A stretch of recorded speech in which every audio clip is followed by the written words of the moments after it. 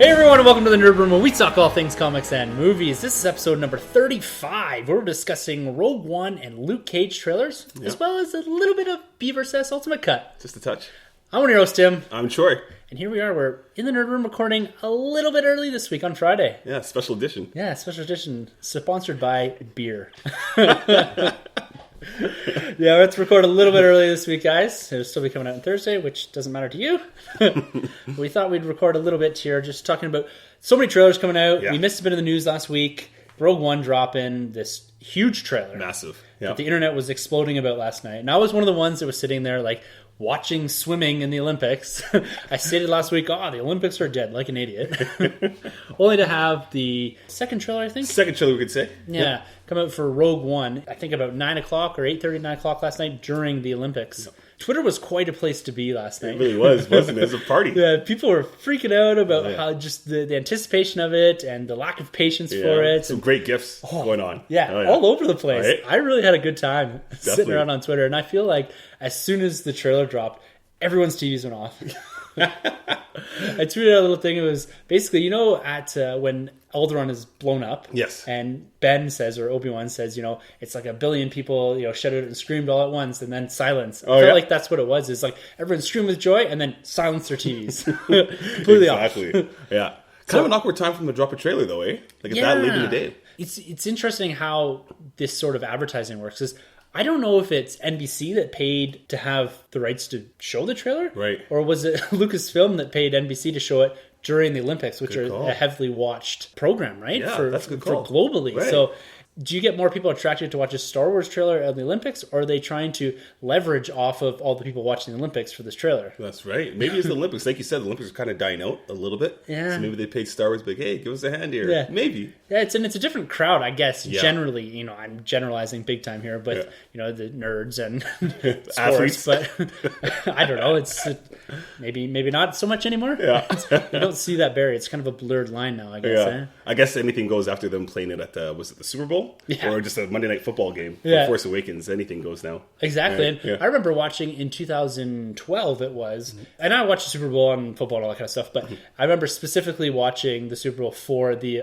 first Avengers trailer. Nice. And it was like blew my mind. It was like half finished CG, and I was super pumped about it. Yeah. And I was with 15 or 20 different guys, and we had a projector screen in a buddy's house, and the Avengers trailer popped on. I was like, everyone, shut up!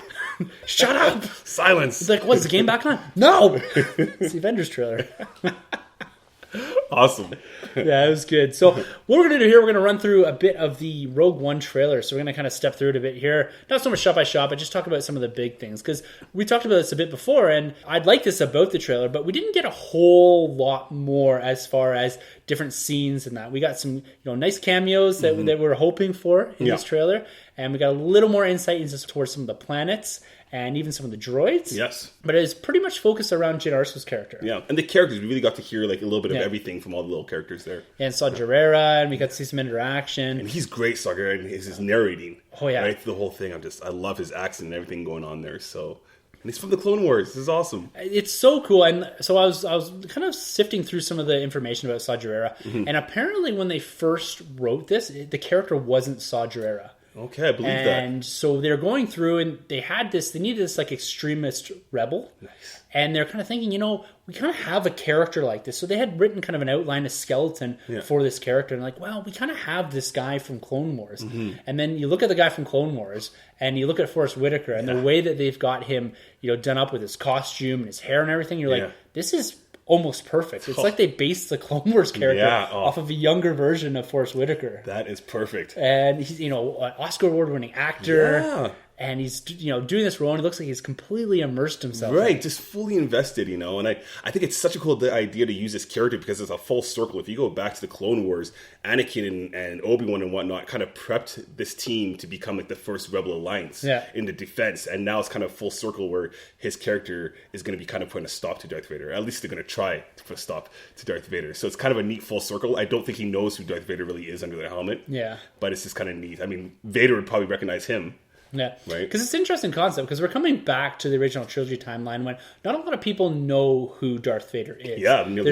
And there's the assumption that he died or Anakin, died, Mm-hmm. and then this Vader popped up, right? Exactly. So there's only a few people that actually know who he is. Yeah. Obi-Wan being one of them, right? Yeah, because most people, the general audience or the general beings in this galaxy, assume that Vader killed all the Jedis. Yeah, right. We're starting to see some threads of that come through here, and I really like what they're doing. It seems that they've really embraced the idea that the Clone Wars are canonical and Rebels are canonical, and they're important. Yes. It's not like they're ignored, because you see with the Marvel Cinematic Universe that the TV stuff in the movies are kind of ignored. It's like they're kind of leeching onto it and using the movies as ways to bump up maybe some audiences, and they're tying into the movies and not vice versa. Exactly. Where this is almost Star Wars' first go at, we're going to tie into the larger universe. Yeah. Fantastic. I'm loving what I'm seeing here. And let's get into the trailer. Awesome. All right, so when the trailer introduces itself here, one thing that we talked about was the score. Mm-hmm. The music this is set to. It's kind of a slowed down version of our original Star Wars score. Right. And we get a little bit of the Vader March, we get a little bit of the opening, and the way that they've set this and the tone that they're using with this film, I absolutely love this. Yes. It's Star Wars. Yes. This is like a war going on, right? And it's so different tonally from even The Force Awakens. Like, when we watched The Force Awakens, you thought, yes, this is going back to the OT. Yes. This is what I love. And then when you look at this, completely different from Force Awakens, but in itself, it feels almost more like Star Wars. Yeah. Because it's the real war going on, Yeah. basically. It's like that Private Ryan grittiness kind of going on, right? And I feel like this is more of the peak of the Empire. Yes. And you're seeing this the might of the Empire. You're seeing all these ships and how relentless they are, and just with like the director and the different stormtroopers, the Death Troopers. Yes. Something that we didn't see in the more expanded kind of OT, even into Force Awakens. Yeah. And that's one thing I love that they do. Every Star Wars has a different type of trooper, right? Yes, love that. And it Gotta do it. Yeah, and it just the height of their empire. I love the idea of them coming in just being like, yes, we control the entire galaxy. What we say goes. Yes. And it's almost like you go into episode 4, and that's the start of their downfall. The explosion of the first Death Star at the Battle of Yavin, and then from then on, they're kind of always playing a bit of catch up to where they were at once. Exactly. And this is a real opportunity for Gareth Edwards, the folks at Lucasfilm, to show what the Empire was, why it was so powerful Yes, and at a feared. time. Yes, exactly. Because we only really start seeing more or less the downfall of it as we go into episode 4. Yeah, exactly. And, you do see the strength in Empire, but as we get to Return of the Jedi, they've lost tens of thousands, millions of soldiers, and the first Death Star, so it's really cool. It's really cool, especially to see the rise of the rebels, too. Yeah. Right? This is the rebels finally taking charge. Yeah. And so this planet, apparently, that we're looking at the start of the trailer is called Jeddah, which is apparently supposed to be similar to, like, Mecca, which is the, your Jedi pilgrimage. Yeah. And it looks like, again, going back to Rebels, which has a lot of focus in on Vader and the Emperor hunting down these Jedi temples and taking what they can from them and then destroying them. And again, this looks like it may have a Jedi temple on it. It has Definitely. that big, huge structure in it. Yes. And when I looked at that, I was like, my God, this looks like something in a Rebels. Totally fits in. Like we said, this trailer seems to be quite heavily focused in around Jyn Erso's character. And again, developing on what we already knew. And that's, again, what I like about it is that we knew who she was, more or less. We knew the concept behind her, that she was kind of a prisoner, and they're asking her to do something, and they're forming kind of, again, this concept of this ragtag group of rebels. Yes. And something that we're seeing in the Rebels TV show, in this movie, and also reading the Aftermath books. You get this similar semblance of characters where you have kind of random people from different walks of life that are joining together for a greater good. Yes. And they kind of work, they play off each other really well. And Yeah. I think I'm getting that vibe from this as well. Nice. And I even more so with, Saw Gerrera and then the two other characters, the Force-sensitive character. And, Yeah. and Donnie Yen's character, Yeah, right? Donnie Yen's character. And these guys are looking awesome. Yeah, they look great. And so it's nice to see a lot of returning characters to the OT universe. Right. In Mon Mothma, we've got confirmation that Bail Organa, He's there. And I guess we should say spoilers for all this stuff. I guess, we're going through the trailer, you see what we see. But Yeah. And then it's really nice to see that presence that I'm really looking forward to. And I think once we get to the end of the trailer, we should maybe talk a bit about who we'd like to see coming forward. Is Definitely. there going to be a Tarkin or someone like that? Exactly. When we get to the end, there's a little tease of another returning OT character. Maybe. Give me Dash Bender. It's really great to see this actress get a second chance at playing Mon Mothma, too, because her scenes were obviously cut out from episode 3, Revenge of the Sith.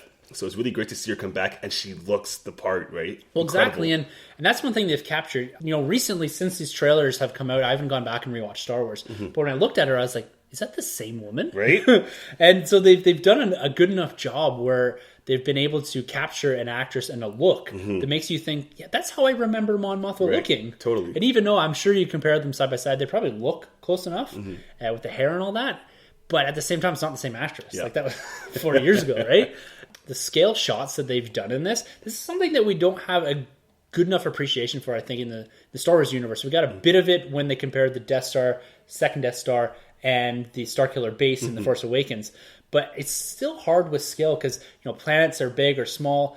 And now with this, we have kind of the idea of how big the Death Star actually is relative to a Superstar Destroyer. And yes, we did get that in Return of the Jedi and kind of relative scale and all that. But I just feel like the way that they've shot these, and it looks like they shot them with models again. Like these look like images straight from the 1970s, Yeah, 1980s. which I really appreciate. And again, it's building on stuff we've seen. And this is what I love about these trailers is like, it's not... And because I cautioned myself before, it was like, I'm done watching Rogue One trailers because I felt I've seen what I want to see. I'm happy with it. Yeah, you're invested in the property. Exactly. Yep. And more so than I was just because it has a Star Wars tag on it. I was like, this looks excellent. Yes. And then now when you look at the aesthetic of it, and because they've been able to compile this trailer and not give us too much more, I don't feel like I've learned that much more. Yeah. But the little snippets of scenes that they've given us, I'm that more enticed to come into it. For sure. And then we get to look at the U-Wing, Yeah. right? This thing looks incredible. The first glance, I thought it was an X-Wing, and then looking at the trailer a couple more times, because I've seen this about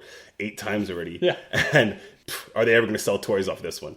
Right? Oh man, like the toyetic of the Star Wars universe is unbelievable. Right. But the fact that they're able to basically reinvent the Stormtrooper every single movie, Every time. reinvent the spaceships every single time, and it's kind of cool that they're sticking with this like lettered ship, like the U. Yeah, right? I love that concept, right? Yeah, it's pretty cool. And some people could say, they're just trying to sell you stuff, but it's great. Why wasn't this in, simple? It's just same with the Shore Troopers and the Death Troopers. And why weren't they? Maybe they get eliminated at the end of this, or it's such a wide and expansive universe, Exactly. and we're just seeing such a small battle. We're really seeing the Anakin's Vader story, Yeah. right? And it's when you look at and when you read the books and you talk about there was 8 or 10 Superstar Destroyers, and there was bases and all that. So it's such an expansive battle, and it's such an expansive empire that we were just seeing a small piece of it, right? And we're focusing around the big things, the Death Star and that. Yes. But there's so many other elements going on in the background that it's like, and that's why I really encourage people to read the books, because you get an appreciation for how big this universe actually is. It's not just the Skywalkers, right? So much going on in this universe. It's huge. And again, like a lot of these shots with they're pulling back and you're seeing a single ship in a canyon, and it's just this scale of things that they've done, and the way that they've been able to, the cinematography of it looks gorgeous. Yeah, and completely different from what we've seen with Force Awakens. And so one thing that people had speculated on Donnie Yen's character, he's a blind one, right? That he was possibly Force sensitive. And so he seems to be at least living or taking refuge in Jeddah, right? Yes. And he seems to have some attachment to it, at least in these scenes that we're seeing in this trailer. And he comes right out and is talking about the Force when he's fighting the Stormtroopers, which is a really great thing to see. Yeah. Is so much speculation on it. And is it a little spoiler? Yeah. But at the same time, it's pretty cool to see that not all people that are Force sensitive are, necessarily Jedis. Yes. And it's cool to see them expanding on that concept, that the Force is more than just a religion, a monk-like religion, if you will, right? Yeah. That's what I love so much, because if you go into episode 4, I think it's Tarkin that refers to Vader, you're the last of the one that believes in this religion, which is the Force. So it's so cool that we get to go back to this planet now, Jeddah, where people do believe in this religion and praise it and believe in it. And to see this character do what he does is just great, because at this point, the Force is just so dead. There's no Jedis around. Nobody believes in this religion anymore. So it's really great to see what they're doing with this character and getting away from the lightsabers. Yeah, and it's an interesting concept, too, because the disconnect I always have with Star Wars, and I love the universe, love the continuity, all that. So it's 18 years between Revenge of the Sith and Episode 4, correct? And in that 18-year span, you see almost the complete annihilation, or even people forgetting about the concept of the Force. Yeah. You see Han Solo referred to as this old hokey religion or whatever it is, right? And it's interesting to see in Rogue One that we are going back and revisiting the Force at what it was. Maybe it's more pocket societies or something like that are still practicing the Force, but you go to, like you said, Tarkin and Tag, they call this old hokey religion. Exactly, yeah. And you're the only one that follows that. No one really believes in, like he's some sort of a witch, right? Right, yeah. And then this is another interesting thing. So this K2SO, who's voiced by Alan Tudyk, and so he's a former Imperial Enforcer droid that's been reprogrammed, which is pretty cool. I like the concept of that. That's great. And it's reminiscent. There's some stuff like that going on in the Aftermath books where it's actually a battle droid that's been reprogrammed, and it's kind of hanging out with the crew, kind of the rebels, if you will, of the New Republic that's going on there. And so I really like this, and he seems to have some similarities to C-3PO. Right. Even just in his speak, kind of like spouting off statistics and that, right? And I think he's going to be used as somewhat of the comic relief in here to bring a slightly lighter tone to what's probably an overall much tonally darker film than we've seen in the Star Wars universe. And I think it's going to be, when I hear him talk and see some of the scenes in his interactions, I think it's going to be more of him not understanding human emotion, right, and kind of playing off that. Almost not so much like a Drax, but kind of just not understanding the motivations in that of maybe a Jyn Erso. It's like, why are you doing that? This makes no sense. Why don't we do this? And kind of playing off that and that being a bit funny, and him trying to mimic maybe some emotion. Yeah. That's neat. When I first saw this character, he kind of reminded me of a callback going to the Old Republic video game, Knights of the Old Republic video game, where there's a droid they meet on a ship that looks very familiar to the Millennium Falcon. Oh, really? But he refers to humans as meatbags. He kind of despises humans, but he has such a sarcastic kind of Alfred tone to him, you could say, right? So I'm really curious to see what this robot's going to offer, this droid. Yeah. I'm looking forward to it. And it's kind of a nice new introduction of a different type of droid into the Star Wars universe. And there's an interesting shot with the Death Star. Yeah. And it looks like it's upside down. That's Which right. I was a bit confused about. I don't know if we're looking at the back. Right. We've just actually never seen the back of the Death Star. Right. Or if, it doesn't make sense that it would go upside down. Rotate. Yeah. Well, that's something new to me if it does. So it's a little confused here. And again, with these scale shots, it looks like we have an image here of more of a desert-like planet. And we have the Death Star that looks like it's blocking out the sun. Right. It just looks gorgeous. The cinematography, I'm going to say it again and again. Beautiful. Right. I really love how they've shot this. I'm curious almost if we get to see maybe a test run of the Death Star to see what it offers. Yeah, that'd be interesting, because I guess Alderaan was the first big test. Yes. But if they go after something relatively smaller, and that's a good point. That would be pretty cool to see. It'd be interesting, yeah. Now we're getting this director as well in here, and he's looking evil as ever. Right. Tom Hiddleston is it? No, not Tom Hiddleston. Ben Mendelsohn. Ben Mendelsohn, yeah. And part of me still really wishes it was Thrawn. Same here. Like, he looks like Thrawn. He's got the white Imperial suit on, and I think it would just been really cool if it was Thrawn, because we're getting Thrawn in this timeline with Rebels. What happens to him? Yeah, exactly. Yeah. I've been crossing my fingers and just hoping he shows up in live action someday. Because hopefully. He's the one EU character that I'm super attached to. Definitely. And I just love how methodical he is, and I'm so excited that he's shown up in Rebels. Definitely. Especially with Thrawn, when him being introduced, he's such a different character and villain compared to everything else we've seen, right? He's a strategic master. Yeah, exactly. Because Vader's a bit more, I wouldn't say, he's methodical, but he doesn't seem to always have a plan. It's like, I'm just going to use the Force. Exactly. And I'm going to use my strength. Yeah, and he's all show almost in some ways, right? Yeah. And that's how he's portrayed almost right through the prequels, right? Yeah. He's a very showy person. He's always showing off and kind of doing his own thing. Yes. Not really thinking things through and being like, well, I'll fix this as I go. Yeah, I can make up for it with the power that I have. Exactly. Yeah. And this kind of storming the beach of Normandy look here is it's going to be a very powerful scene, and I think visually they're going to leverage a lot on potentially a lot of World War II imagery. Yeah, I'd say particularly the Normandy stuff. And we got our AT-ACTs.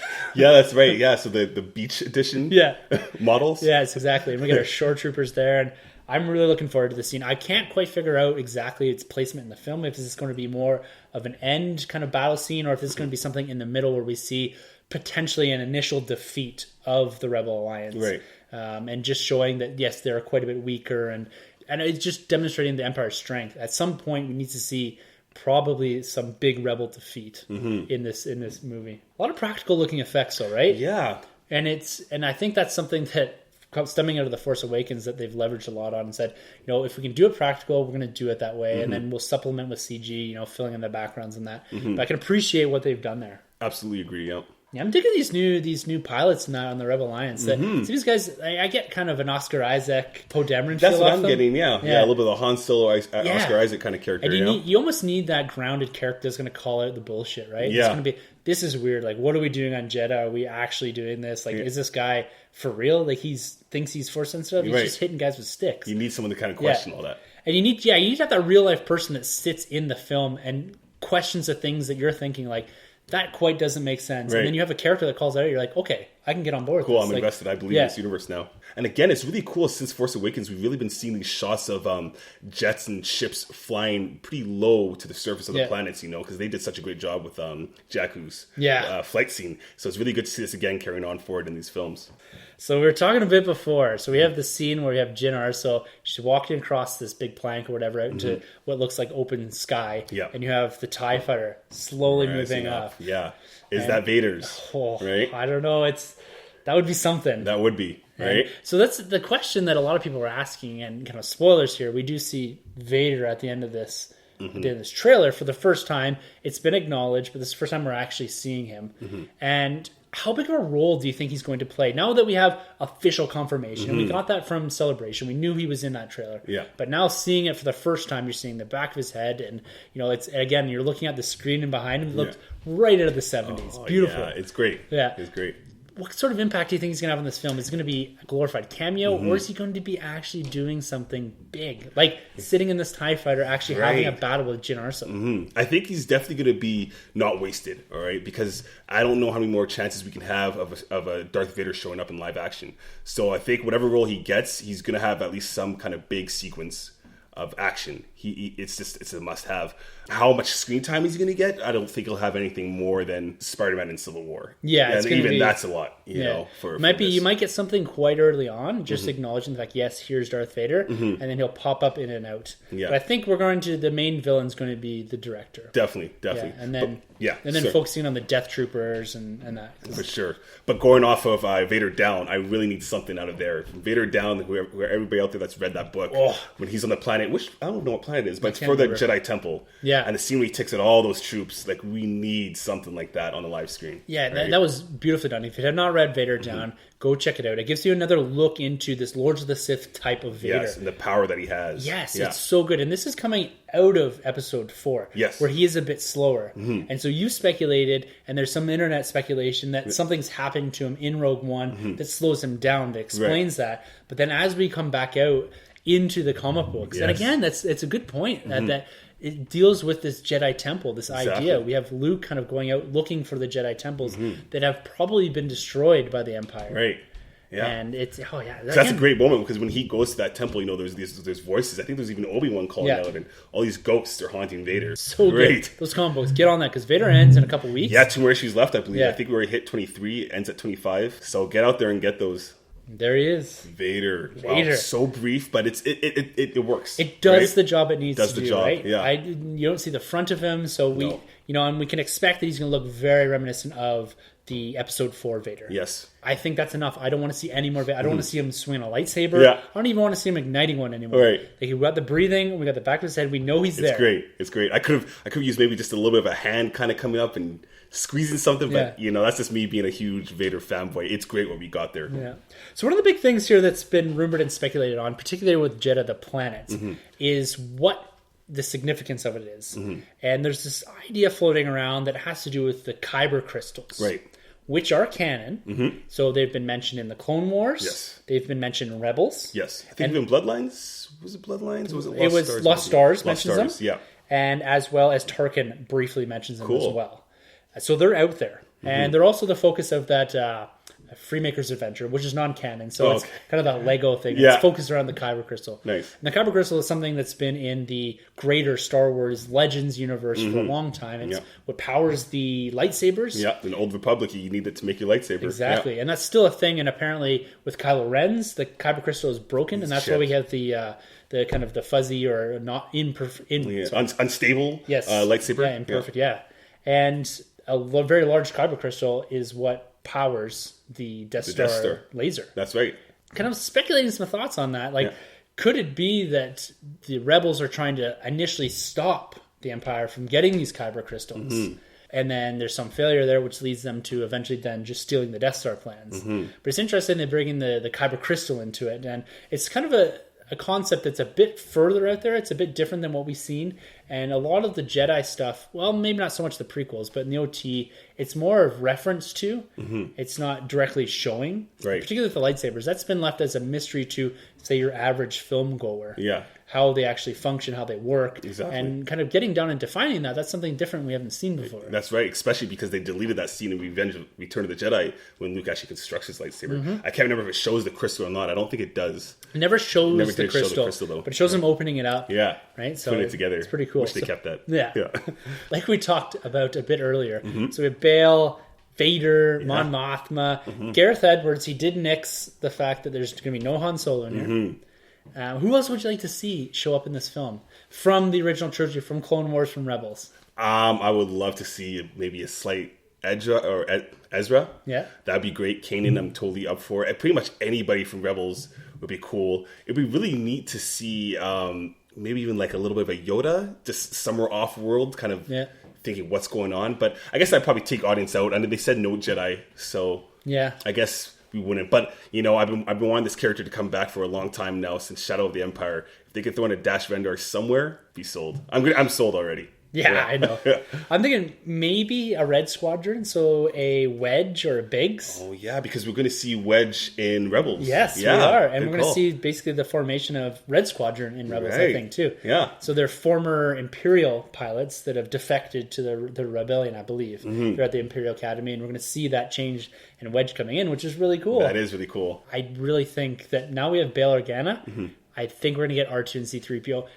In just a small cameo, just to say that they're in every single Star Wars, because they're the only characters that are in every Star Wars, right? And they're, apart from R2, C3 would be wiped. His mind would be wiped from... Yeah, because they wiped at the end of Episode 3, because they were with Bail. Right. So they send him with Bail. So do you think we'll see a Leia from the back shot at least, or something? Yeah, so that's an interesting thing, because we've seen her pop up in Rebels as being an active member of the early part of the rebellion. Right. And the fact that we're basically on top of Episode 4, it would make sense that she's part of that. And when you read Bloodlines and a few of the other books, Lost Stars, Lost Stars, you see that she was involved early on in the Republic. So she was there at the downfall of the old Republic. She was still part of the Imperial Senate until it was dissolved in Episode 4, right? I think it would be great, like you said, that's a great idea, just having a cameo from the back. Yes. And have maybe Bail refer to her or something. Right. And that's all you need. You don't need to show her face or anything. You avoid... Even a hologram you could get away with, right? Yeah, you can, like distorted view hologram. Yeah. Like that'd be great. That'd be great. I'm also hoping two big characters coming from Lost Stars is Thane and Sienna. Those two, they have a big role with the Death Star, in the books at least. So that'd be really great if those two could be popped up, or just a name just being referenced, Thane. That'd be awesome. And that's what we need in Star Wars, right? It's just little references and then expand on them in numerous books. Absolutely. That's all you need. Yeah, so this is looking fantastic. And any doubts that people are having with regards to potential reshoots or a tonal shift to make it something that's lighter, maybe more akin to Force Awakens, that will attract more of a family audience. I think no matter what, this is going to kill it. Yeah. But when I see this trailer and I compare it to what we've seen before, this looks exactly the same tonally. Yeah, it actually reassures me even more so that this is going to be a grittier, dark, war-based film still. Yeah, definitely. And I don't think there's anything to worry about. You and I don't think have ever really been worried. No. But for those that were questioning this, is this going to go away of a Suicide Squad, or is this going to go away of something that's going to get chopped up by Lucasfilm or by Disney to make it more family-friendly or kind of maybe more comedic when it doesn't need to be? Right. I really think that they've showed us here, like, guys, look, these scenes, we've expanded a bit on what we've seen before. We're getting a little more dialogue between characters, and we haven't shifted the tone. No, not at all. I'm almost as excited for this as I was for Force Awakens. Wow. So if you can kind of put down a little thing about trailers, for me, I still have, Force Awakens, Age of Ultron. Those are still my big Civil War. Those are my big top trailers. Does this take over? Is that bigger? Is that lower? I think always the first Force Awakens trailer for me is always going to take it, at least in the last few years. Yeah. And the Marvel movies for me, yes, they're always going to be the big trailers. I love the Civil War trailer. The first Avengers trailer, like I said at the start, was something that I sat there and pined over. Right. But when I look at this, and I have a bit more of appreciation, I've talked about this with you and with my wife and that ever since we started doing the podcast, I found myself appreciating more the art and the effort and time that people put into presenting something to a wider audience. And I know sometimes we sit here, and we may or may not do this later with BvS, but we take apart things sometimes that people have put a lot of effort into. But I find that when producing something, some sort of creative outlet, putting it to a wider audience and really hoping that people like it, I think I have a larger appreciation for the art and the effort that people are putting into something. And so when I look at this and I see the cinematography looks beautiful and the way this trailer's been cut is awesome, and the music and the effort and time that people have put in to making this feel again like a Star Wars movie that was made in 1970s. Right. And grabbing that nostalgia, but also giving us a meaty story behind it, a wide narrative, good characters. And I know this is just a trailer, and like I've always said, if you can't cut a good trailer from a movie that's 2 hours long into a 2-minute trailer, then you've got something wrong. Definitely. And this could be just that. I don't think it is that. But yes, this sits pretty high for me. I don't think it gets quite to the Force Awakens first trailer, because that was the first trailer we saw in 10 years, right? Right, definitely. My hype level for this is at almost an all-time high. Awesome. And I remember, so I texted you, Troy, last night. I was like, trailer's dropped. He checks it out. He said, when's Force Friday? First thing, right? Like, I get all these figures. Yeah, where's the Legends? Or not the Legends. Where's the Black Series? Where's the Elite Series? And, I'm already thinking like, okay, I've got to start like cutting back on certain things. Yeah, so I know. Embrace this wave and handle it, and let my wallet not just get crushed on this, right? I can't wait. But we're going to see kind of just this, onslaught of merchandising probably come the end of September here. Yeah. And hopefully Force Friday is even a bigger success this year, We'll see. They made $1 billion. I just don't want to break anyone's hearts this time when I go to the cash register. Heartbreaking. Take a couple of figures that I'm not meant to. Speaking of some action figures, just kind of a sidebar here. We talked a bit about the Star Wars Celebration and the San Diego Comic-Con exclusives coming up in Hasbro Toy Shop. So that happened. Yeah. And it happened really fast. So if you weren't there in 5 minutes or so, I didn't get my hands on anything. No. It's the same thing. The slate almost goes down. You get something in your cart, you get to pay, and boom, it's gone. Yeah. I went and looked on eBay because I was like, I wonder how much these action figures are going for. So this is the Ben Kenobi, the Kylo, as well as the Jyn Erso, which is going to come out at the end at Force Friday in the first wave. Yeah. But it's just different packaging, nice packaging. Between $250 and $300 Canadian for those 3 figures. Wow, that's incredible. Yeah, Too much. It's a lot, and it's something that I'm going to continue because. So San Diego Comic-Con had an exclusive Jabba the Hutt that had the dais, and it had Salacious Crumb, and it had the his hookah pipe or whatever it was. Right. And it looks really cool, but they released the Jabba after, which I'm pretty satisfied with the Black Series Jabba. Yeah. They're not going to release something that looks like that, with the exception of the Jyn Erso, which will have a proper Black Series release. So the Kylo, and in particular the Ben, is something that I'll probably pull the trigger on eventually, but you got to let it cool off a bit here. Absolutely. I think they'll come around and potentially not. They're never going to drop to something which you would consider maybe retail or even reasonable. Right. You're still going to be paying probably 2 to 2.5 times for this. But at the same time, to have it up in your nerd room or in the nerd room here, it's something that you got to have those exclusives. They're hardest to get. Definitely. But at the same time, there's the action figures you can appreciate the most. Yeah, they're trophies. And from the Marvel side, the Raft and the Collector's Vault are still, as of this recording, are still available, which is Thursday, are still available in Hasbro Toy Shop. So they're not going out. And I think the Collector's Vault was $69 and the Raft was like $119 or something. Right. We mentioned Han Solo here, and he's not going to be in Rogue One. But there's some news dropped about the young Han Solo movie. Lando Calrissian. Yeah. Looking at cast. What do you think of this? I'm super excited because that's something that really didn't even cross my mind. No? Is that he's got quite a significant backstory, appears with Lando. They're pals, but they're rivals. Right? Exactly. Yeah, big time. And this is something that I was like, when they announced this, I was like, whoa, that is really cool. I can really appreciate that. Definitely. And you even threw the name out. Donald Glover. Yeah. Yeah. He kind of fits the role. I would really like that, because he can kind of, I don't know if we've seen the suave yet in him, or like that smooth swagger, but he definitely has the charisma and the fun, and he has a cool kind of buddy chemistry with him. You put that guy with anybody, and he has just that buddy feel. Yeah. So I'd really like to see him in that movie. I think that'd be a cool role. Like, you could say this guy for anything, but Michael B. Jordan, that's my guy. I think he would nail this role. If he was in every movie, I'd be happy with it. Oh yeah, I love that guy. This guy he could do a Young Training Day for all I care. This guy, he's incredible. Michael B. He's awesome. He's great. So Yeah, let the speculation begin from here on in now. Who's going to play the young Lando? Are they going to go with such a broad look for actors? Like we saw, 3,000 for Han Solo? Right. We, as in we cast him.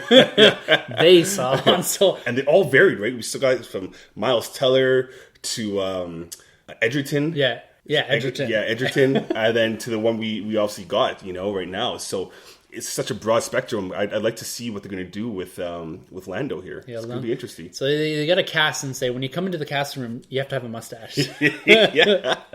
And a hair, right? Yeah, and a cool Colt 45. Yeah. Yes. So we're also treated to a new Luke Cage trailer last week. Marvel and Netflix hitting it out of the park with this trailer. Stuff, yeah. And again, it's one of these characters that is relatively unknown to the wider population. Yes. And now with the Daredevil series, the Jessica Jones series, they've built up a lot of good credit with the fan base and with people that generally don't watch superhero stuff. Mm-hmm. And looking at this trailer, it looks like they've nailed this again. The look of it, the feel of it, the tone of it. Yeah, the music. Like, this is the first trailer music I've actually gone on board with now. I'm fully invested. And he's running Harlem. What a cool setting. So we're out of Hell's Kitchen into Harlem. Yeah. Great. And it's cool to see that expansiveness of New York. It's like, because the last 3 series have been set, in one basic neighborhood, right? And so now that we're expanding out to something different, I really like that concept. Oh, right. Yeah. Love it. And one of the first people we see in this trailer is Claire Temple. Right. And so she seems to be this thread that they're weaving through all of these Netflix series. So she's in the Daredevil, she's in Jessica Jones, has interaction with Luke Cage and Jessica Jones. Big time. It's rumored that she's going to be in Iron Fist as well. Great. Phil Coulson of the Netflix MCU. Yeah, pretty much, right?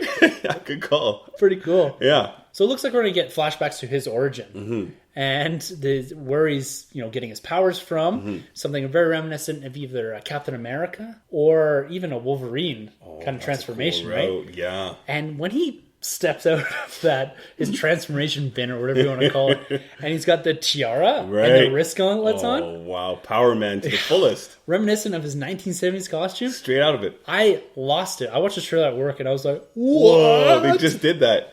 There's nothing better in these comic adaptations when we see these callbacks to the original costumes. You, me, and Sanjay talked about it in Suicide Squad when we got to see Harley Quinn and Joker pulled out of the comics, in the tuxedo and her original outfit from the animated series. So I love when they do these things. Even, Captain America First Soldier or First Avenger. First Soldier, First Avenger, when we get to see him in his original Captain America costume when he's basically playing mascot. Yeah. Love that stuff. And it gives you a great appreciation for the people that are helming these things are going back and doing the research and saying, the fans would appreciate this. Because you give this to a normal person, they're like, that's kind of weird. It kind of looks like the Wolverine scene, but sure, whatever. Why is he wearing that thing on his head? But for us, the fans, that stuff is for the fans. Huge service, right? And it's just like, we're going to throw this in. A lot of the people that read the comics are going to get this. And if no one else gets it, it doesn't matter. Yeah. And I love and appreciate that they do that for us. Definitely. One cool scene here, and it's a very quick clip, is you see that painting on the wall. So the kid's holding up the newspaper. Okay, yeah. And there's 2 things that come out of this for me. So when you read it, it says the Black Panther paper. Right. Or paper or something like that. When I read that, so it's either a reference to the hero or reference to the ideology around the movement, right? Yeah. And again, this looks like something that we've talked about this that Marvel does with the comics. Right. Go see Sam Wilson, Captain America right now. Hitting, present day, this huge social issues that we're seeing in the United States right now. Yes. And this looks like it's going to pick up on some of that, all right? So they're keeping themselves relevant. They have this present day. They're addressing some of these issues within the greater context of the Netflix series. Yes. And the fact that they go down that path, they don't just avoid it or push it aside and pretend that America is something better. Right. They're looking at the fact that Harlem's having hard times, and this is one of the hotbeds for some of those the social movements that we saw in the 70s and that, right? Definitely. And so playing off that, I think it's fantastic. Right, and that's Marvel at its best. Marvel's been doing this since the 60s. They've always been addressing these issues.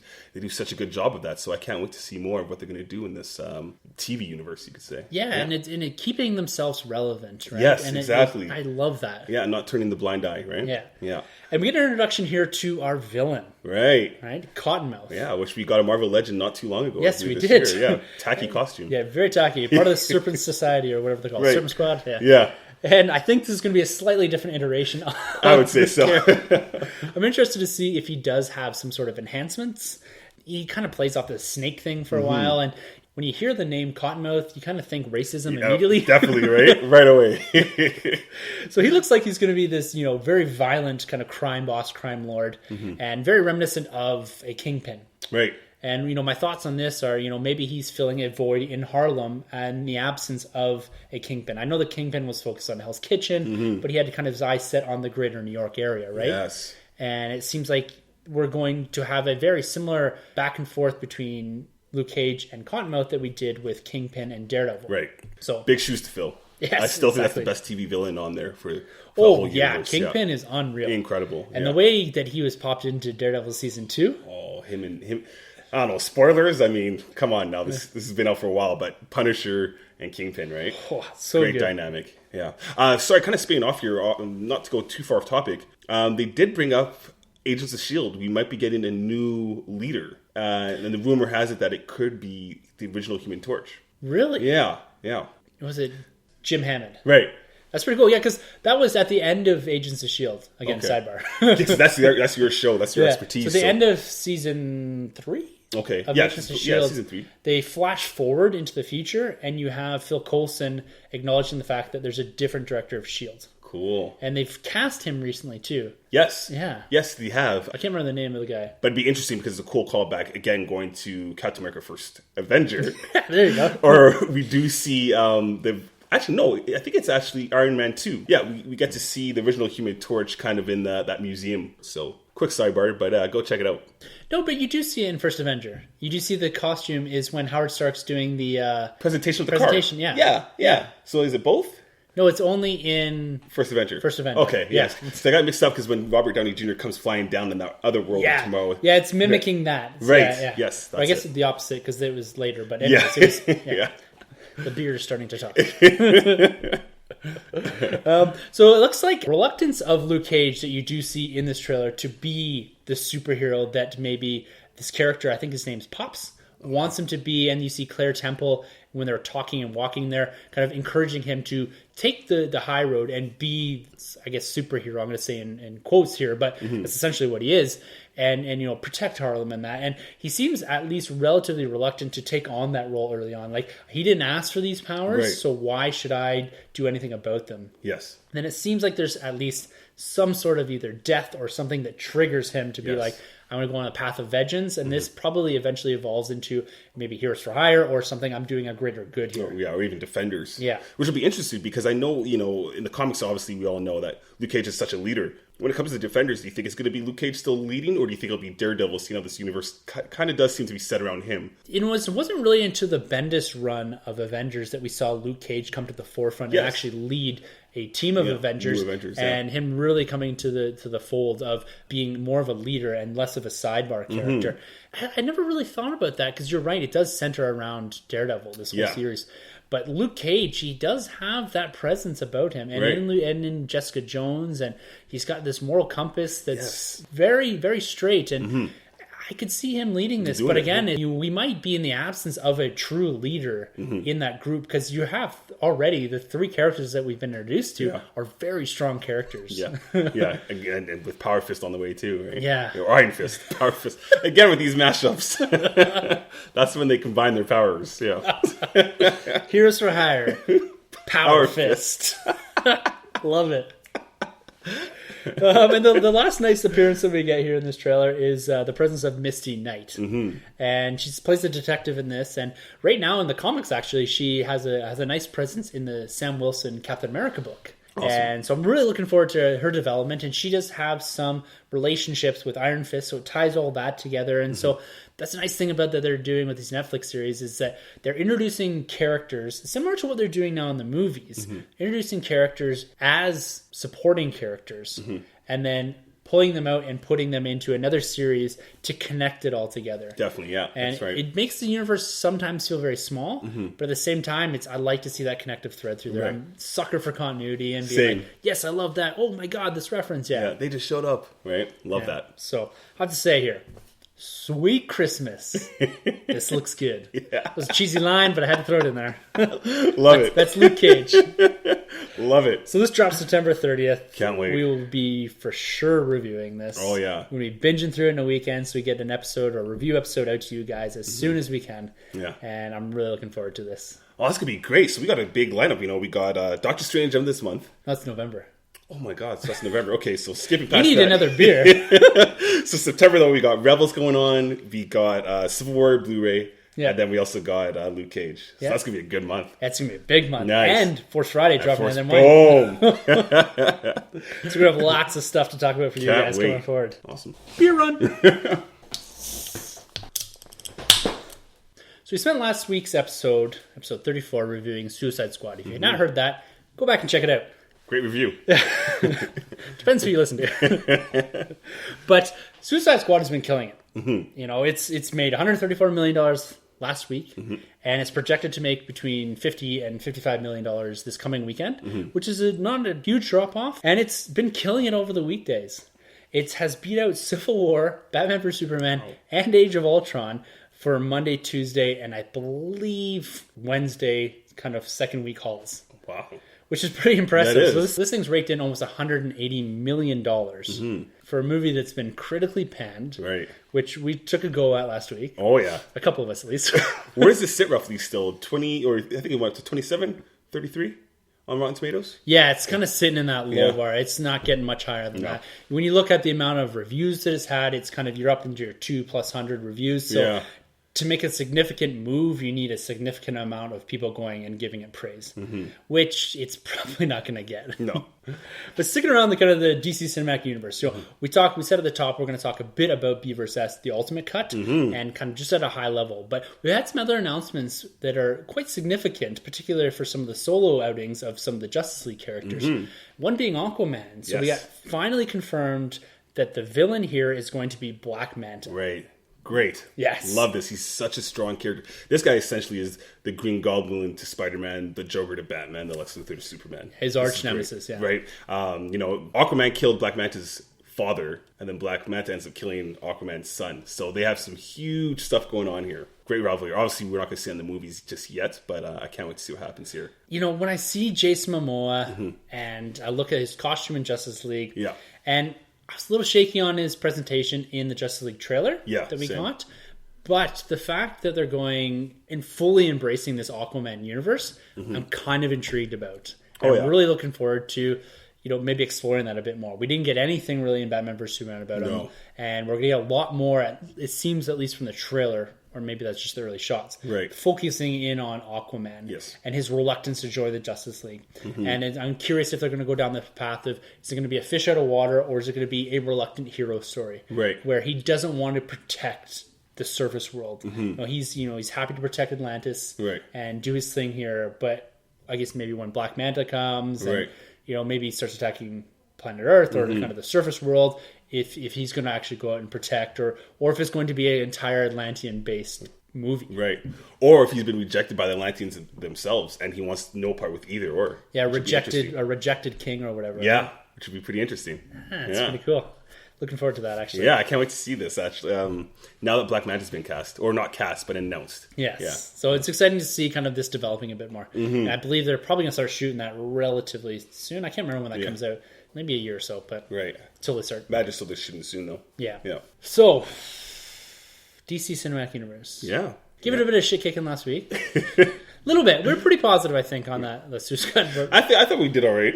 Yeah. Admittedly, there was flaws in that movie. I think everybody can tell that. Even people that like the movie, enjoy the movie, they can tell you that there's flaws. Going back and revisiting Batman vs. Superman. So this is something that I said when we reviewed. I went back and listened to our review. So episode 15, if you want to go back and check that out. It was something that I wasn't particularly kind to. Yeah. I don't think... I wasn't as bad as I thought I was, but did express... And I think along with a lot of people that there were some major flaws with this movie. And one of the things that they went and did, they released what's called their Ultimate Cut, which is a 3-hour cut where they reinserted back a lot of the scenes that they cut to get it down to the theatrical version. Which is going to be the first of many in these DC movies, I have a good feeling. Yeah, and that's why we wanted to talk about this, particularly this week, was because we speculated a bit, is there going to be an Ultimate Cut of Suicide Squad? because there's clearly a lot of scenes missing, particularly Yes. with the Joker, Yeah. and that cut apart some of the narrative. And that was something that we kind of laid into a bit, was the fact that this seems, at least with Suicide Squad and Batman vs. Superman, it's a bit disjointed, and that Warner Brothers has had their fingers in there kind of meddling with things. And we want to take a look at what the first version of what they're calling, or what we're calling, their Ultimate Cut actually was able to succeed in. You know, were they able to produce something that made the film better? Was it visually better? Did it make more sense to people at this kind of 3-hour time length, which is a long time for a movie. It's a long time to sit. Yeah. What we wanted to do here was we're not going to go through every single scene and kind of break it down and say what was different, what was not different. I think it's just focus in on what the significant changes that were added to the Ultimate Cut, and if they had any changes to your viewing experience or how you perceive the story. One thing is, though, I'm going to try to be positive here. Yeah. You know, I've had a few bevies, so we may end up down a classic Tim DC tangent. Small rant, just a small rant. But I'm going to try to keep it a bit light here. Nice. Sanjay was able to grab me the steelbook for this. And it's a nice looking steelbook. It is nice. And I want to talk a bit about this. This is a reversible steelbook. Yeah. And I think among the three of us, I'm no longer the steelbook expert. It's Sanjay. Sanjay, yeah, he's taking it on. Yeah, we were over and kind of visited his nerd room earlier tonight. And he's got a beautiful collection of steelbooks. Great. And this looks really nice. This is your Batman, Superman, kind of with the different logos across the faces. One thing I will caution, though, with this steelbook is I'm a big fan of digital copies of things. And this has digital code in it when you buy the steelbook or when you buy anything that has kind of the digital copy streamed across it. But you can only upload it to Flickster and Ultraviolet. This has no code for iTunes. That's huge. That's a big letdown. I'm a big fan, like I said, of digital, but also having all my stuff in one spot. And I've chosen, my digital platform is Apple. It's just kind of what we have, and I like having everything in iTunes and that. And the fact that I can't load this directly to my iPad without having a separate app, Right. kind of, I was a bit let down by that. And the Flickster app sucks. Yeah. Like, you can't pause and close your iPad. One thing I will say is that I was watching this periodically over 3 or 4 days. I kind of broke it up. And the first day I did, I just paused and closed my iPad cover, and I had 100%, and this thing drained in about 4 or 5 hours. The Flickster app keeps playing. Oh. It doesn't keep playing the movie, but it keeps it kind of loading. I picked up my iPad, and my iPad was really hot, and had drained me down to 25% battery. Yeah, see, that's buggy. That's not good. That's not good at all. And so I will caution you on that. The digital copy isn't quite a all-encompassing digital copy, which kind of a bit of a piss off. But again, that's, you know, maybe not so much a ding on the movie, more of a ding on maybe WB and how they're releasing things and how they're giving exclusivity. I don't know if they own Flickster or what the deal is, but I don't know. So we're trying to kind of stick with the positives here, but I just wanted to briefly revisit some of the big issues that we had with Batman vs. Superman, just to kind of address those and see if those are fleshed out a bit more, and if we have come around to maybe better understanding the direction that they're going with a particular character or storyline or plot thread, and if the Ultimate Cut eventually kind of makes you feel better about that. And also, this is only the second time I'm watching the movie, so again, I'm benefiting from a second viewing here. Right. So kind of just refresh the listeners a bit, Troy. What were your biggest issues kind of coming out of Batman vs. Superman? Yeah, for me, it was editing. Editing was pretty bad throughout the whole movie. The story was a little choppy, but I guess that could also be blamed on the editing as well. And it did feel a little rushed for a long movie, you know? Yeah. So quite a bit of issues. But yeah, like Tim said, go back to episode 15 if you want to hear more in-depth look. But those were my biggest strikes against the movie. And Superman was a little one note, you could say, in the original theatrical cut. Yes, I agree. And I'm more or less aligned with you there. And I'll echo your thoughts on the editing. I really struggle with that. That was one of my big points. Even sitting in the theater, I really struggled with that. Yeah. I felt the flashback scenes were a bit out of place. Right. Yeah. The presence of Lois Lane, and I think the Ultimate Cut, I'll show my hand here a bit, but it is addressed a bit. I didn't think she needed to be in the majority of this movie.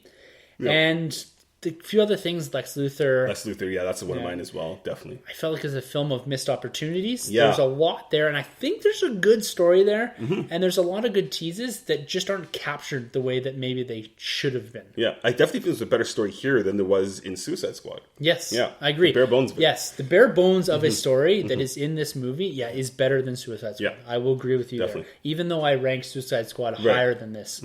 And then also kind of, again, this is stemming back to some of the concepts of teasing things. I felt a lot of it was lazily done. Yes. Or even clumsily done. Yeah. And the fact that it was too much for a tease. It was more of, particularly with the flashback scenes and trying to tease a villain in the future. Yeah. And the Justice League, it was just like, this is our tease. Right. Here it is. Yeah. So that's it. And then just like, it was blatantly there. It was really on the nose. It's really on the nose, just poorly handled. Yeah. Because that should have been something great that everybody should have been talking about. Yeah.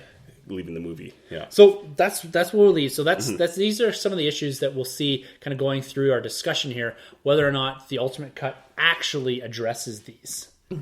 And I watched this over several days. I broke this 3-hour cut up into, manageable pieces. Because this is a movie I was quite reluctant to going back and revisiting. I will say this off the top, it does benefit from multiple viewings. Yeah. You are able to pick up things that were lost in, in some of the dialogue and lost in the confusion with the editing that on your second viewing you do pick up and be like, okay, some of that makes a bit more sense. Yeah. And I find myself, I don't know the original film well enough to say, it's in the Ultimate Cut, but it's not in the theatrical cut. Right. And so I don't know if that's a bit of both. Like I'm seeing it for the second time, but also there's more dialogue, so I'm picking up on more things. But I felt breaking it up really worked for me. I was able to concentrate, particularly for a review perspective, I was able to concentrate on particular things. So I was trying to break it up big scene by big scene. Yes.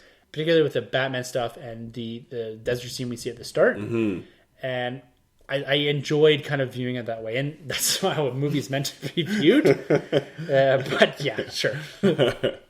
So there's not a lot that has been particularly changed. It's not like a director's cut where they've gone in and deleted scenes and rearranged things and put things into orders maybe that make a bit more sense and kind of change around the editing. This is simply just adding to scenes. So supplementing scenes that are already existing and adding what they've taken out to get it down to that more reasonable 2.5 hour cut. Yes. That theatrical cut that is required for preferential viewing, right? For someone to sit there for 2.5 hours. Yeah. The first scene that we're kind of introduced to in a big way as far as the Ultimate Cut is this Africa scene. So kind of we have Lois Lane and a fully fleshed out Jimmy Olsen character that's name dropped and all.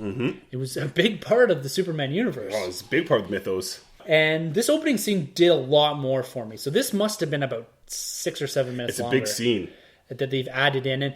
And I find going through this, stuff that they've added to the Ultimate Cut in particular really emphasizes the motivations of both Batman and Superman as far as why the V is in the title. The Ultimate Cut fleshes a lot of that out. Absolutely which does. is unfortunate that they cut some of this. Because this scene in particular, where we have a lot more of the development of KG Beast and the General, as well as Lois Lane's story, makes a lot more sense. We're investigating, right, with the bullet. Yeah, makes a lot more sense. because it gives you a lot more weight behind it, because there's these drop lines where the General says, or maybe it's Lois that says that the U.S. is neutral in the Civil War and they're not taking sides, both ethically and politically. And then we see this develop into actually the CIA through Jimmy Olsen is basically chasing this, trying to find a location. We have the U.S. soldiers that are hidden, and you see a lot more of the implications for what's going on here and why Lois is so fixated on investigating this. Because when you look at it from the theatrical cut, you think she's doing this to protect Superman. Let's prove that Superman isn't the person that he's being portrayed to be in the media, where this actually turns on its head and says, no, well, she's actually investigating more of the U.S. government, which eventually turns into her chasing Lex Luthor. Right, which is very Lois Lane. Yes. Right? Yeah. And it gives, a lot more weight behind the story she's chasing. It makes more sense. It's less personal and more her being a journalist, a reporter, right? Yes. And we actually see them analyze the bullet. Yeah. Which is with that late, I forgot the actress's name. She's in Hunger Games, but I remember that's a big deal when we found out she was cast in this movie. People were speculating, is that going to be Barbara Gordon? Is that going to be a Robin? Yeah. And we finally see her in this movie with the uncut version. Yes. Which is great. Yeah, so it's good to see that development, and that makes me appreciate the Lois Lane story a bit more. A little bit, yeah. I'm a little less reluctant to say you should cut her completely out of this movie. And I think this scene with her in it is enough to do what they wanted to do, in the sense that they wanted to show that Superman basically would do anything for Lois Lane. And that has implications for the nightmare scene and the flashback scenes and whatever they are, the dream sequences. Yeah. Only, as you guys have told me, dealing with injustice. Yes. Right, that she dies and he becomes like this crazy big dictator. Yeah. And that makes more sense there. And I think with just that scene, that gives us enough Lois Lane to say, hey, we're connecting to Man of Steel and so on and so forth. But I like this scene now. Yeah. And the fact, too, that we have KGB's burning the bodies. Right, yeah, which makes sense now, because now we're like, okay, well, he used this heat vision. Or like, people speculate he used this heat vision to burn down the bodies, right? Yeah. And that's a thread that's pulled right through this with the native character who is coming and doing the deposition. Yes. And you see her on the news, and you see her eventually being pursued by Lex's goons. Yeah. And that's a much bigger plot thread that's cut down quite severely. Yeah, because she shows up a lot in this movie. Yeah. And I appreciate the concept of the animosity growing in the public towards Superman for this in particular, because when you watch the theatrical cut, you look at her and you're like, well, it's the deposition of one woman and it's a claim, it's him versus her sort of, and it's her word versus his. But now as this grander scale and you're seeing it develop more, it makes more sense as to why the public, as well as Batman, sees him as more of a threat. So Batman, at the start of the movie, his animosity grows because of what happened in Man of Steel. Right. But then this adds fuel to the fire. Exactly. And where he finally says, well, okay, it's time to figure something out. Put a stop to this guy. Yeah, because he's going out and he's basically rogue, doing whatever he wants. Yeah, brand new villains. Exactly. Yeah. And that's another thing that's heavily expanded on, right? Is that concept of what Batman's doing. Yeah. And we get the expansion of the Clark Kent story, him investigating Batman, which is almost completely cut out of the theatrical cut. Yeah. You see him going to Gotham and investigating, and we see a lot more of the original criminal that he branded. Yes. We follow him into the prison, and the fact that he got transferred from Gotham to Metropolis. And then this is where you start seeing Lex Luthor's plan come to fruition. Yeah, exactly. Is that now he's got his guys on the inside that eventually kill him, which fuels the concept that Superman is upset about. Yeah. That Batman is basically this vigilant that's gone off the deep end. He's branding people, and that brand eventually leads to death. These are drop lines in the theatrical cut, but it's actually shown here. Yes. And I like that a bit more. And I think that dynamic that you're seeing with Clark Kent investigating, and that's even played, there's this weird football scene that's in the theatrical cut, right? But again, they're hitting on that idea that, Gotham is on hard times and Metropolis is the big city. Right. And you see that in the football. They're getting crushed in the football. You see the police in the car that are more or less reluctant to even take the call, right? Yeah. Like, well, Batman will get him. It's exactly. fine, Yeah. right? Yeah. And all that's missing.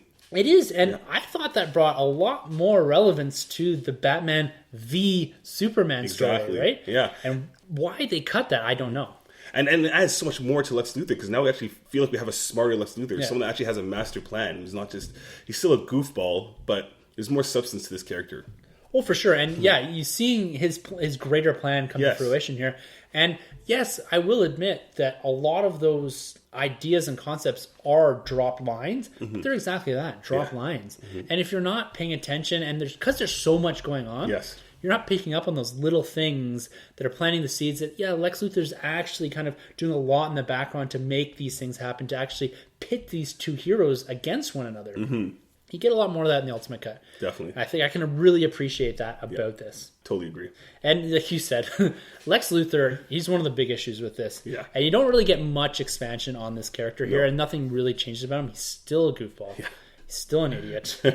But one thing, so when he's in that room with the senator discussing, and he's talking about his father a lot more, that scene in particular is expanded. And I'm pretty sure he refers to himself as an orphan. And I don't know if this is because his father has basically said, I want nothing to do with you. Right. But for some reason he has control of LexCorp. You start to draw similarities between the fact that Lex doesn't have a father, Bruce doesn't have a father, Clark Kent doesn't have a father. So you can draw that there. But this also crushes my hope that Bryan Cranston's going to show up one day and say, Lex, you're a dickhead. Yeah. You're grounded. I'm Lex Senior. Yeah, exactly. I'm the Lex Luthor of the DC Cinematic Universe, so F off. I really didn't see this Ultimate Cut really as something that needed to be rated R. Yeah. They added in some blood splatter. Yeah, particularly with Batman's, Yes. warehouse scene. Yeah, which is still rewatching that. Right. So good. The choreography is great. Fantastic. He is violent as anything. Oh, in and just that. brooding. It's like I said it before. It's Batman Arkham Knight brought to life from the video game. It's incredible. Like you said, the fight choreography is top notch. It's almost up there with like the Winter Soldier fight choreography. I'd say it's great. Really good. And that's another aspect that I appreciate more on second viewing. I don't think there's a lot of the Alfred Batman scenes that was added to with the Ultimate Cut, but going back and rewatching them, Jeremy Irons as Alfred is the best Alfred, I think. Yeah, he's on great. Film. He's great. Better, Michael Caine was great. Michael Caine was more of a manservant. Yeah. Where Jeremy Irons is a partner, the engineer, all that. And one of the things I'm going to take back from my initial assessment is the idea of this very violent, relentless Batman who is stabbing people, killing people, and that. I asked for more in our original review. I asked for more drop lines from Alfred that kind of stated why Batman was this way. Yeah. It's in there. Yeah. Jeremy Irons, his Alfred, he goes in there, and this is from the trailer, admittedly, when he talks about the concept of, good men going bad, and then Batman has the rebuke of, how many people did we see die, and I'm kind of half-assed paraphrasing here, but how many good people did we see and how many stayed that way? Right. So he's referring to, again, this concept that we talked about in Suicide Squad review, this huge mythos behind and this history behind Batman in this universe beyond the metahuman explosion that we're seeing more recently in this universe. Right. When I hear him talk like that, I see the cynical Batman. I see why he is the way he is. And now seeing again the portrayal of Joker in Suicide Squad, I can kind of fit some more of those pieces together. And it makes sense why he's a cynical asshole. For sure. Especially if, for all we know, that could be Harvey Dent, right? Yeah. That could be Harvey Dent. Could have been really close to him like he is in the comics, and then he's gone the Two-Face side, as opposed to thinking maybe it's Jason Todd. Yeah, exactly. Right? So it could be one of those two. But you're right. I do agree. The first time I saw this movie, I wasn't necessarily on board with Jeremy Irons that much. He didn't sell it to me. Watching it again the second time in theaters and then watching the uncut version, I did like Jeremy Irons a bit more. My only problem still was, and it's not necessarily with him, is just with the trailer. The trailer gave us his best line. Yes. So when I did see it in the movie, I was kind of like, well, I knew that was coming. I still like Michael Caine because he has that soft spot for me. He's a little softer, but Jeremy Irons is great, and I can't wait to see more in this universe of what he brings, because Batman in this movie is missing a sidekick that can kind of put him in his place. Yeah. So it's great that we have Jeremy Irons doing that. Well, again, he's a moral compass to a certain degree. Yes. Again, we're seeing that a lot through these characters that we're seeing in superhero films. Is they need someone to ground them a bit and point them in a direction that's a bit more reasonable to some degree. And I think you get a bit of that with Batman. Is let's just step back here and question this a bit. Is this the right thing to be doing? Yes. And eventually, it rolls around that. Maybe not the right thing to be doing because their mother's names are Martha. They share the same name. Yeah. There's a sweet F-bomb in there, which is a PG-13 thing. Like there's a lot more blood splatter, which I guess is the rated R, and you get some naked badass and like we didn't get enough bat nipples in the previous movies. We got Ben Affleck's bat cheeks, and that's another editing problem. It's like Batman doing something or Bruce Wayne detectiving, and then naked ass, and then him as Batman. It's like. Does he shower before he did his ass kick in? Right? Or it's like, it made no sense. It's like, why do we need to see Ben Affleck's ass? Yeah, it's weird. I'm a big fanboy of the 80s Rocky movies, the training scenes. I love those things. And they had, Ben Affleck training even more. And it's like, this is cool. And then he goes to that shower and he's like, whoa, okay, kind of back off this. We get that he needs to shower after working out. It's fine. One of the scenes that was quite heavily talked about was this, what's called the confession scene. And it was released quite early, even before the Ultimate Cut dropped. Okay. And it's the scene with Steppenwolf. Steppenwolf. Yes. And like I said, when I first saw that, I thought it was a video game. Right. It's weird. Yeah. It was strange, and it didn't, again, it was one of these scenes that it is seeding something for the future, but your average moviegoer is going to have no idea what's going on. No. And the only reason I know what's going on is because you guys told me what's going on, right? And I felt that there's a lot of that in this movie, and this doesn't really fix it. This kind of adds to the idea that they're over-teasing things. Yes. But one thing it does do is helps you understand what the hell Lex Luthor is talking about at the end of the movie. Yes. When Batman's in his cell with him. And again, this might be more because we speculated so much and we've got hints from the Justice League trailer as to what's coming. That it is fact that it's Steppenwolf and eventually Darkseid, and makes the connectivity between the nightmare scene and what he's saying at the end of the movie and Steppenwolf. All of it makes more sense, but it's still out of place in the movie, I think. This Ultimate Cut doesn't fix that by putting that in. It helps you understand a bit more of what the hell's going on, but the average moviegoer isn't going to get any of that. For sure. So what this leaves us with is still kind of the big question is, that's kind of lingering in the background here is, does this Ultimate Cut fix Batman vs. Superman for you? For me, it definitely fixes the theatrical cut, but it doesn't necessarily make it a better movie. I mean, okay, it does make it a better movie, but it doesn't make me necessarily go out there raving about this movie. Yeah. You know what I mean? So it maybe cranks it up a couple notches on my rating system. Yes. But I'm still not raving about this movie because at the end of the day, you still have a bad Lex Luthor. You still do have too much Lois Lane. Yeah. And you still have a lack of action-oriented Batman. Because besides the Batmobile scenes, which are just a little kind of crazy, there's still a few things lacking and a few things they could have gotten rid of. I agree. And for me personally, I think it's more or less an overall improvement of a movie that I've taken the piss out of for the last 6 months. And I will say that it does benefit from a second viewing, and the scenes that were added help it. Yeah. When I look at this and you ask the question, is this a better movie with the longer cut, with the scenes? I have twofold answer here. Yes, from a narrative standpoint, it does fix one of the biggest problems I had is that I never fully understood why Batman and Superman had this animosity towards each other. This builds a lot of that into the story. Absolutely. This makes more sense. Lois Lane stuff, again, makes more sense. So they've gone in and fixed some of the issues we had with motivations of particular characters, specifically the ones that are leading and are titled in the movie. Yeah. But is this a more watchable movie because of this Ultimate Cut? I'm going to say no. No. 3 hours is too long. It is. Make a movie, script a movie that is 2.5 hours, 2 hours and 15 minutes long. Yeah. I don't think DC needs to be going down the path where it's like, here's a theatrical cut, but wait, it gets better later when you buy the Blu-ray because we have the extra half an hour that explains a lot more things. Yeah. It's not the way to make movies. Yeah. So, like I said, we could have done without a lot of the scenes. The editing isn't fixed at all here. It still really bothers me. Yes. It's really beyond the half hour mark.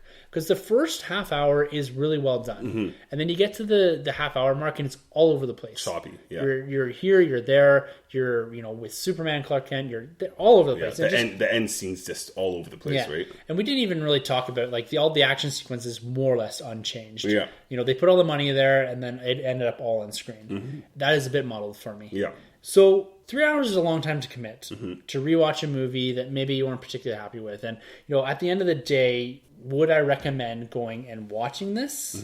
I'm going to say no. Yeah. If you loved the movie to start with, yeah, sure. You're going to love this too. But this isn't going to really change your overall feelings for this.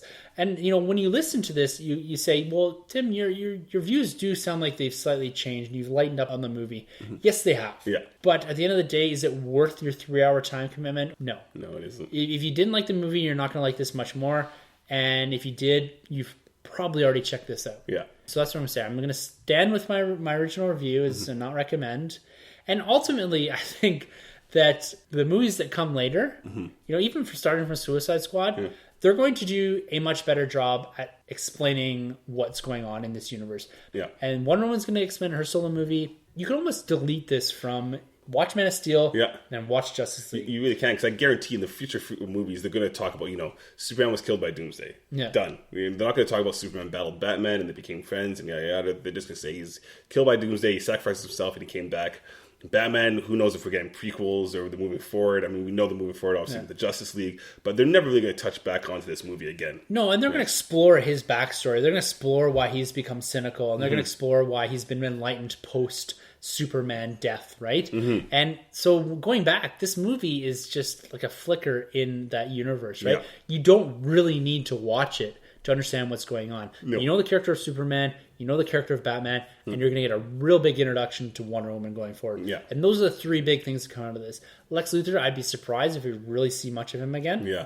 And all the other characters like Alfred and all, you're going to see them in other movies, in the solo movies, in the Justice League. Yeah. And you're going to get probably a better viewing and a better explanation of not only their origins, but their character motivations in subsequent movies. So you could almost skip this movie going forward from the DC Cinematic Universe. Definitely. And even going into spoilers, I mean, at the end of Suicide Squad, I say they do a better job of shoving in the Justice League than they do in BvS. I gave that mid-credit scene shit because it was redundant. Yeah. But if you didn't have Batman vs Superman, for sure, it's great. Oh yeah, definitely. Yeah, that's your first view of, okay, here's Aquaman, here's Flash. Yeah. And you're getting Bruce Wayne. It is also a good introduction to Batman in the new DC Cinematic Universe. Yeah. If you don't have Batman vs Superman, right? Totally. It's your first introduction. You're seeing his suit. You're seeing his interaction with Deadshot. You're seeing his interaction with Amanda Waller and this greater idea that there is a Batman. Yeah. Yeah, you realistically, at the end of the day, you don't need Batman vs Superman. You get your Wonder Woman origin next year. Yeah. You've already had your Superman origin. Mm-hmm. Yeah, you don't need this movie. Need it. I mean, I really loved Wonder Woman's performance in that movie. Yeah. But we're going to see even better in their own standalones. And so we've gone from not liking this movie to calling it completely irrelevant for the DC Cinematic Universe. Yeah. So I don't know if that's better or worse. Then I felt that we were relatively positive, but we've come to the conclusion that, it's irrelevant. Yeah. So that more or less wraps it up for us. I would like to say that, yes, it has been an absolute pleasure talking Batman vs Superman, Rogue One, Luke Cage. Always. A lot of great stuff on the horizon. Mm-hmm. We might have some bonus content dropping in the next week or two. Oh, yeah. We're gonna leave that as a tease because it may or may not come to fruition. Yeah, a little after credit thought. Yeah.